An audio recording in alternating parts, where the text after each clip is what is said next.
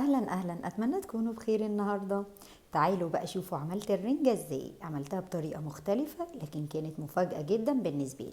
اول حاجة معايا رنجة مخلية، ضفت لها بصل احمر متقطع مكعبات وشبت وفلفل الوان، ومعايا طماطم شايله منها القلب بتاعها وشويه توابل كده هتلاقوها مكتوبه تحت الفيديو، ومعايا كمان معلقتين طحينه، وضفت كمان معلقتين زيت دول كويس جدا مع بعض بالشكل اللي احنا شايفينه ده.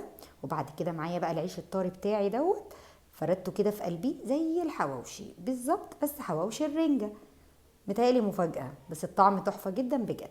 بعد كده جبت طاسة وحطيت فيها زيت، وهنزل بقى بالعيش بتاعي وهقلبه على الناحية التانية. اول ما ياخد لون كده حلو معايا، ويا سلام كانت على الريحة والقرمشة بقى ما اقولكوش.